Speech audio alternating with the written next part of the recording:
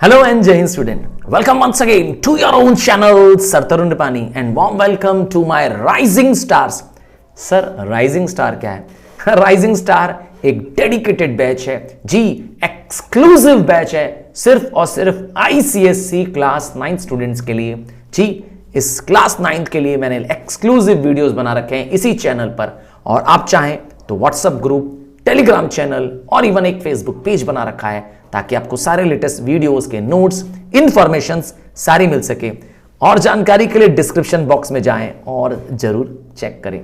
तो चलिए, आज का चैप्टर हमारा है फिजिक्स का हीट एंड एनर्जी। तो हीट क्या है? सर, हीट तो गर्मी है।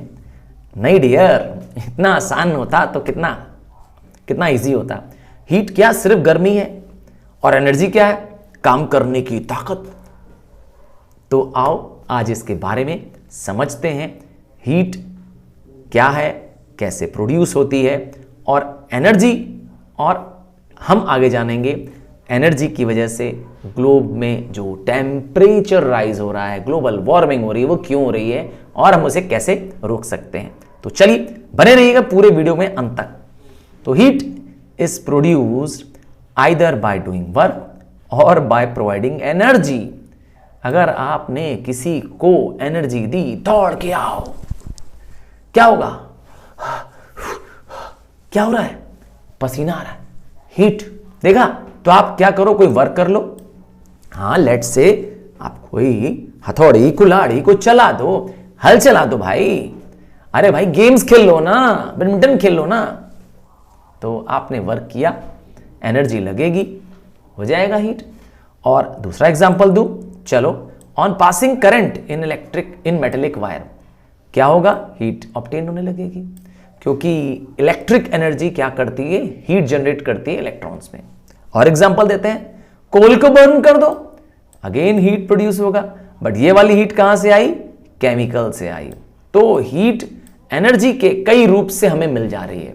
तो कह सकते हैं heat is a form of energy. दो एग्जांपल से साबित किया, एक इलेक्ट्रिक एनर्जी वाला एग्जांपल से साबित किया, दूसरा केमिकल एनर्जी से। तो आई कैसे उस एनर्जी आई कैसे उसके अंदर, आइए जानते हैं। तो मॉलिक्यूल्स के अंदर एनर्जी होती है। सर, कौन सी एनर्जी होती है? मॉलिक्यूल्स आपस में नियर बाय होते हैं सॉलिड्स में, तो उनके बीच में जो अट्रैक्शन का पुल होता है, एक दूसरे को खींचने का पुल होता है, इसमें एनर्जी होती है।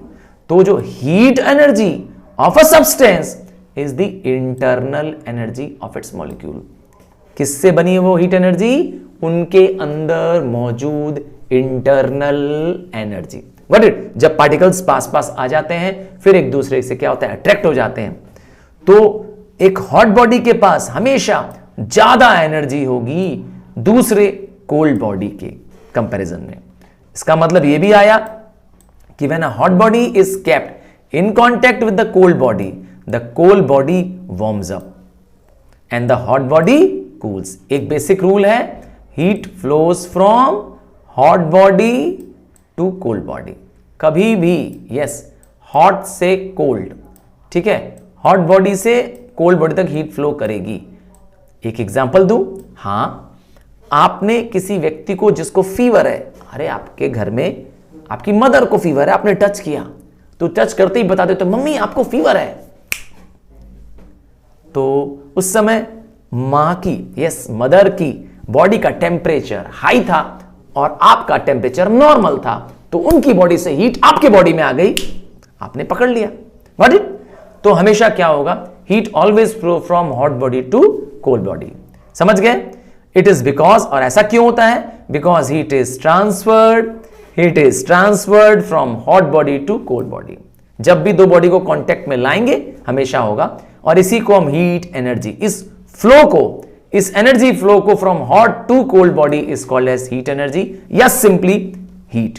तो आखिर समझ गए हीट क्या है? फाइनली समझ में आ गया हीट क्या है। तो हीट एक तरह की इंटरनल एनर्जी है। कहां पाई जाती है एनर्जी? हर एक मॉलिक्यूल के अंदर स्टोर्ड होती है। क्लियर है? इसका मतलब यह भी आया कि ठंडी के दिनों में आप जब आयरन की गिट्स को टच करते हो या अपने साइकिल के हैंडल्स को टच करते हो, ठंडा लग जाता है, बाप रे बहुत ठंडा है, तो कोई चीज ठंडी चीज सूंघ लेते हो तो उस समय आपकी बॉडी से हीट उस ऑब्जेक्ट में जा रहा है, समझ गए? आप हीट लूज कर रहे हो इसीलिए आपको ठंडा लग रहा है, बट रूल सेम है। बार बार क्या रूल फिक्स है? The heat flows from hot body to cold body. अब वो चाहे आपसे बाहर जाए या बाहर से आपकी बॉडी में हीट आए, हर बार यही होगा। क्लियर? अब हीट को मेजर किस में करेंगे? तो हीट को मेजर करते हैं एनर्जी की तरह ही, और जैसे कि एनर्जी का यूनिट है जूल या जाउल, ऐसा यूनिट है, और सीजीएस यूनिट है अर्ग। सेम रूल इसमें भी अप्लाई होता है, जो भी हीट का हो, एनर्जी का यूनिट है वो उसका भी यूनिट है। अब कैसे डिसाइड करें कि हीट फ्लो करेगी ए से बी या बी से ए? तो चलो एक एग्जांपल देखते हैं। ए का टेम्परेचर है 50 डिग्री सेंटीग्रेड, बॉडी ए का टेम्परेचर है 50 डिग्री सेंटीग्रेड। चलो बॉडी बी का टेम्परेचर ले लेते हैं 70 डिग्री सेंटीग्रेड। चलो पहली चीज तो टेम्परेचर थर्मल स्टेट बता रहा है बॉडी का, ठीक है, डिग्री ऑफ हॉटनेस और कोल्डनेस बता रहा है। तो किसका टेम्परेचर हाई है, कौन हॉट बॉडी है? आप बड़े आसानी से मुझे बता सकते हो कि जिसका टेम्परेचर ज्यादा होगा वो हॉट बॉडी होगी, और जिसका टेम्परेचर कम होगा वो उसके कंपैरिजन में कोल्ड बॉडी होगी। एंड हीट हमेशा फ्लो करेगी, correct, from hot body to cold body. Simple.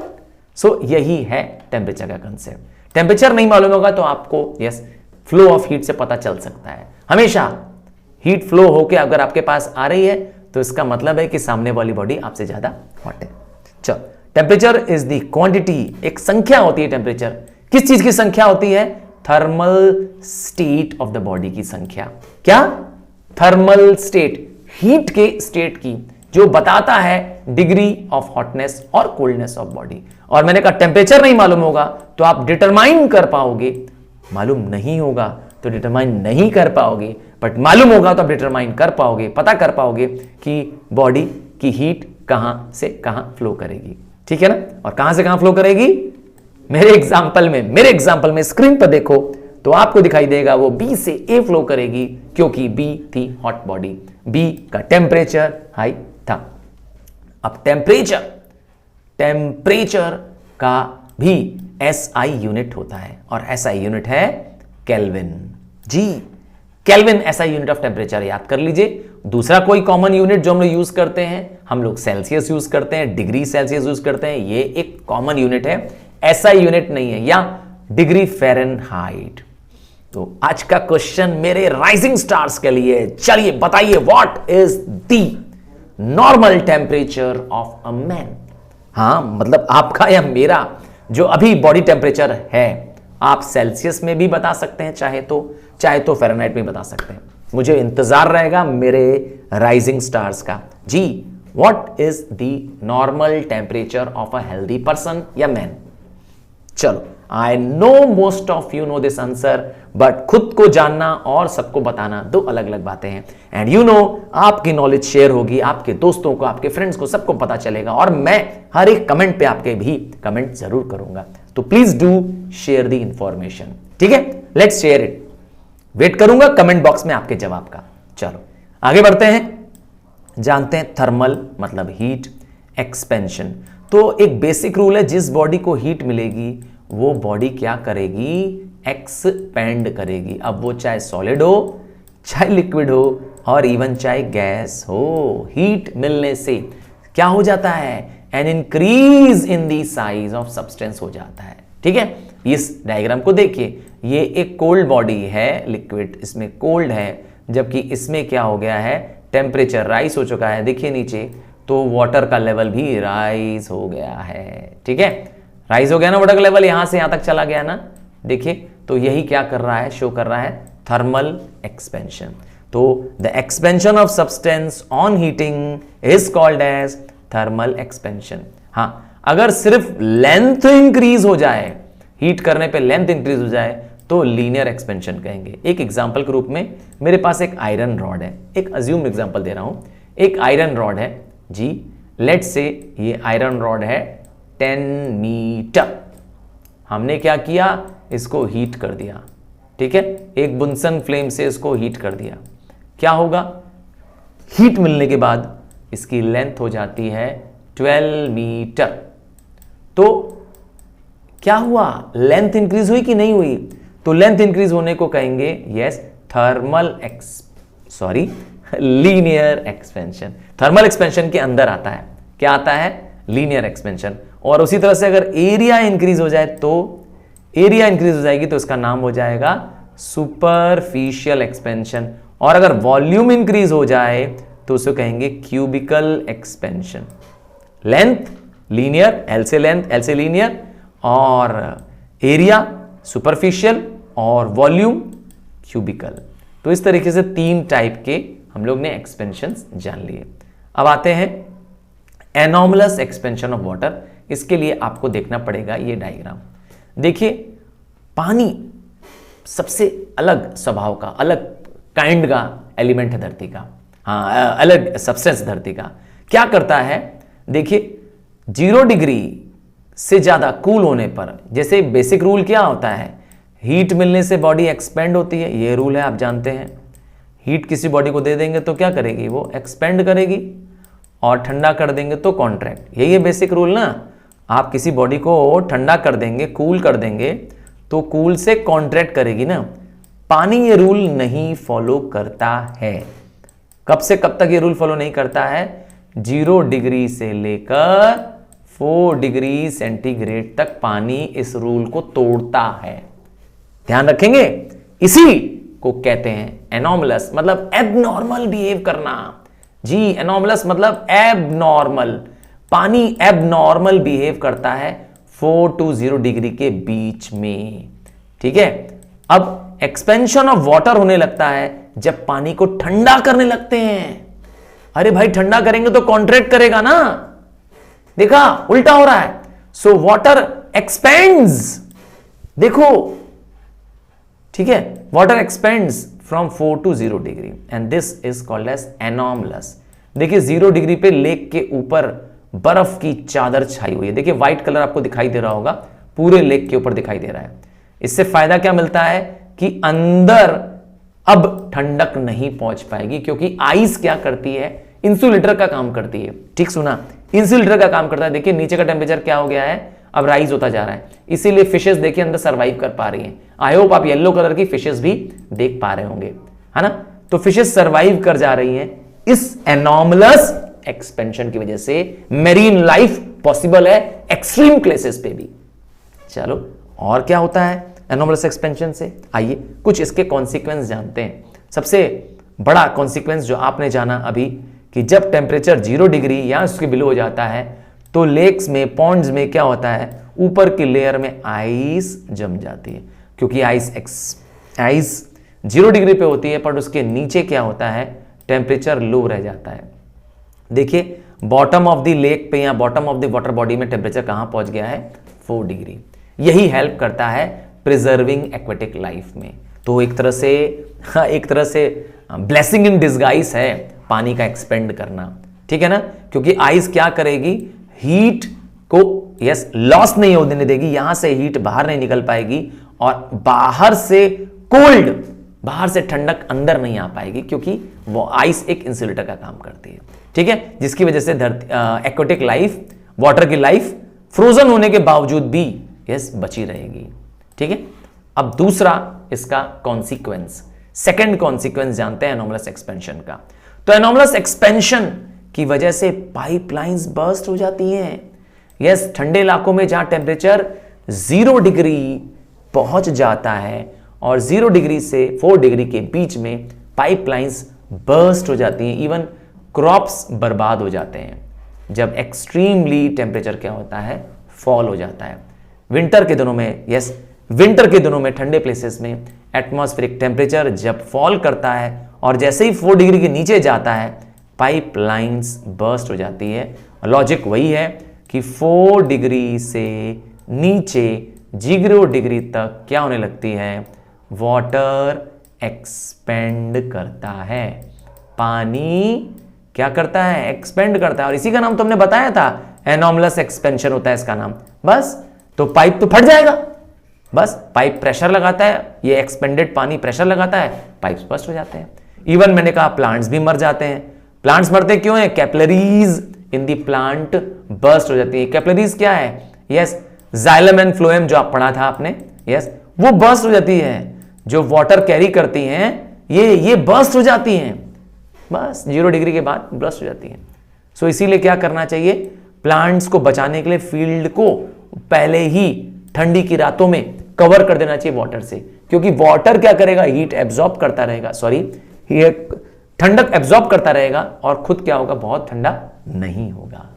ठीक है, इसका मतलब है जहां एक्सट्रीम कोल्ड पड़ता है वहां पे फार्मर्स रात को क्या करते हैं? पूरे फील्ड को फ्लडेड विथ वाटर कर देते हैं, क्योंकि पानी की एक यूनिक प्रॉपर्टी ये भी है ना कि पानी जल्दी ठंडा भी नहीं होता है। चलो एक फिनोमेना के बारे में और जाने, जिसको हम कहते हैं ग्रीन हाउस इफेक्ट। सर ये ग्रीन हाउस क्या होता है? अरे ग्रीन हाउस इफेक्ट क्या होता है? तो सबसे पहले जोसेफ फॉरियर नाम के एक महान साइंटिस्ट ने 1824 में डिस्कवर किया। उन्होंने देखा कि वार्म हो जा रहा है पूरा धरती, हमारा पूरा प्लेनेट का सरफेस, और वो भी क्यों? क्योंकि हमारी जो लोअर लेयर ऑफ एटमॉस्फेयर है वो हीट को एब्जॉर्ब कर ले रही है। हीट को एब्जॉर्ब होने के बाद वो लॉन्ग वेवलेंथ पे कन्वर्ट हो जा रहा है, और ये लॉन्ग वेवलेंथ जो होती है, यस, हीट की लॉन्ग वेवलेंथ जो होती है वो हमारे प्लेनेट को पार नहीं कर पा रही है। तो आते समय देखिए, ये रहा डायग्राम, बहुत ध्यान से देखिए, इनकमिंग रेडिएशंस।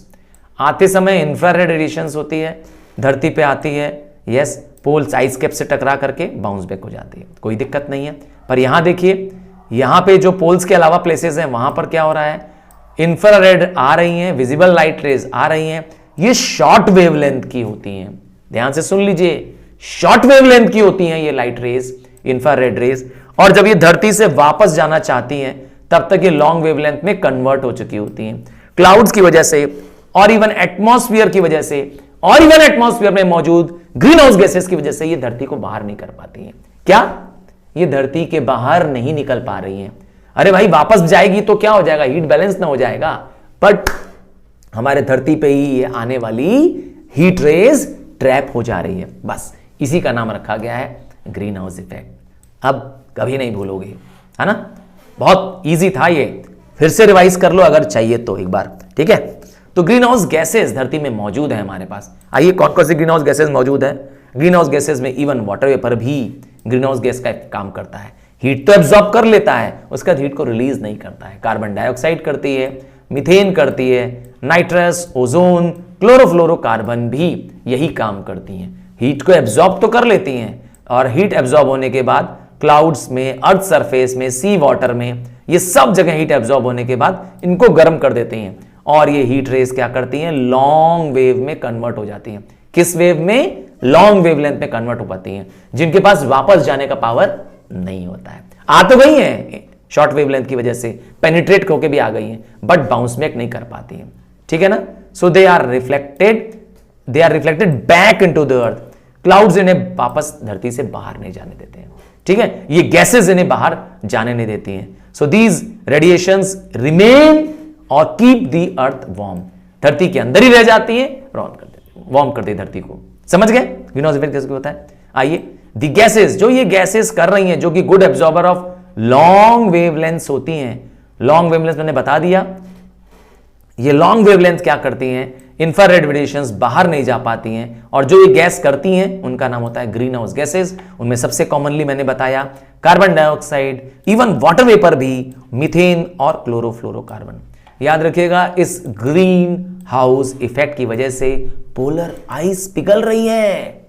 हां, और क्या हो रहा है? आइए इसका हार्मफुल इफेक्ट जानें। इसकी वजह से फॉसिल फ्यूल बर्न्स होने की वजह से, ट्रांसपोर्टेशन, इंडस्ट्रियल प्रोडक्शन की वजह से ग्रीन हाउस गैसेज इंक्रीज हो रही हैं। पॉपुलेशन की इंक्रीज होने से भी ग्रीन हाउस गैसेज इंक्रीज हो रही हैं। और तो और हमारे कार्बन डाइऑक्साइड की साइकिल भी इम्बैलेंस्ड हो गई है। ये सब रीजंस हैं क्यों धरती में कार्बन डाइऑक्साइड बढ़ रहा है, ग्रीन हाउस गैसेज बढ़ रही हैं। इस इमेज को देखिए, आपको दिखेगा धरती में आग लगी हुई है। हाँ, ऐसा लग रहा है कि धरती जल रही है। Can you see this image? हाँ, this image shows green house effect. आग लगी हुई है, ग्लोब गरम। क्या होता है? What is global warming? तो मीन टेम्परेचर धरती का, एवरेज टेम्परेचर धरती का राइज करता चला जा रहा है। किसकी वजह से? Because of the green house gases की वजह से। ग्रीन हाउस गैसेस धरती की हीट को ट्रैप कर ले रही हैं, रोक ले रही हैं, बाउंस बैक नहीं करने दे रही हैं, इसीलिए धरती गर्म। तो इसका इफेक्ट क्या हुआ? इसका इफेक्ट हुआ कॉन्सेंट्रेशन ऑफ, इफेक्ट नहीं, पहले कॉजेज जान लें। इसका कॉजेज है, क्या कारण है? मैंने बताया था, कार्बन डाइऑक्साइड इंक्रीज हो गई है। और कार्बन डाइऑक्साइड इंक्रीज क्यों हो गई है? इंडस्ट्री की ग्रोथ बढ़ गई है, हम फॉसिल फ्यूल्स बहुत जला रहे हैं। सर फॉसिल फ्यूल्स, अरे भाई कोल पेट्रोलियम बहुत जला रहे हैं ना, हमारी गाड़ियों में क्या जल रहा है? पेट्रोल चल रहा है कि नहीं, डीजल जल रहा है कि नहीं? तो इसीलिए कोल, पेट्रोलियम, ये फॉसिल फ्यूल्स होते हैं, इनके जलने से बहुत कार्बन डाइऑक्साइड प्रोड्यूस होती है। जंगल काट रहे हैं हम लोग, बाप रे, जो कि कार्बन डाइऑक्साइड रिमूव करता था। और तो और मीथेन का भी प्रोडक्शन कई गुना बढ़ चुका है, हमारे एग्रीकल्चर प्रोडक्शन में बहुत यूज होती है। और तो और क्लोरोफ्लोरोकार्बन का भी, क्लोरोफ्लोरोकार्बन CFC, यस, एक बड़ी ही जबरदस्त केमिकल है ये CFC, जो हेल्प करती है रेफ्रिजरेटर्स, AC बनाने में। आपको शायद पता हो, आपके घर में जो AC है उसमें CFC मिला हुआ है। चलो, AC रेफ्रिजरेटर्स में। अब impact of the global warming, तो धरती का टेम्परेचर तेजी से चेंज हो रहा है, चेंज इन ब्लूमिंग सीजन आ रहा है, अर्थात प्लांट के ग्रोथ का सीजन चेंज हो रहा है। पूरे वर्ल्ड की इकोलॉजी, पूरे वर्ल्ड का इकोनॉमिक पैटर्न डिस्टर्ब हो रहा है ना। धरती के एक्वा लाइफ, एक्वेटिक लाइफ, धरती की सारी बायोटिक लाइफ डिस्टर्ब हो गई है। और तो और हीट स्ट्रोक से डेथ, क्योंकि धरती में ग्लोबल टेम्परेचर राइज हो रहा है, ये भी राइज हो रहा है। और फ्यूचर में तो डिस्टर्बेंस का और खतरा है। ये भी उम्मीद की जा रही है कि प्लांट एंड एनिमल स्पीशीज या तो डिसअपियर होने लगेंगे या डिसलोकेट होने लगेंगे। उन प्लेसेस पे वो एनिमल मूव करने लगेंगे जहां उनकी सर्वाइवल हो पाएगा। ओशंस गर्म होने लगेंगे, पोलर आइस और तेजी से पिघलने लगेगी, ग्लेशियर्स और मेल्ट हो जाएंगे। फार्मिंग के लैंड्स को शिफ्ट करना पड़ेगा क्योंकि उतने हीट बर्दाश्त नहीं कर पाएंगे। और सबसे बड़ी प्रॉब्लम आएगी नए टाइप की डिजीजेस से। देखिए, हम कोरोना तो वैसे ही झेल रहे हैं, अब इसके बाद और कौन सा आएगा डिजीज शायद बता पाना मुश्किल है। वो डिजीज जो कि हीट जनरेटेड डिजीज होगा। So thank you and love you my dear rising stars. और कमेंट करते रहिए, जवाब देते रहिए कि कंटेंट समझ में आ रहा है, नहीं समझ में आ रहा है। और एक रिक्वेस्ट करूंगा, अगर सब्सक्राइब नहीं किया तो प्लीज सब्सक्राइब कर देना और अपने क्लासमेट्स, फ्रेंड्स को भी इसको शेयर कर देना। और राइजिंग स्टार के मेंबर बनिए, ज्वाइन करिए, डिस्क्रिप्शन में लिंक दिया हुआ है। Thank you and love you and bye from now.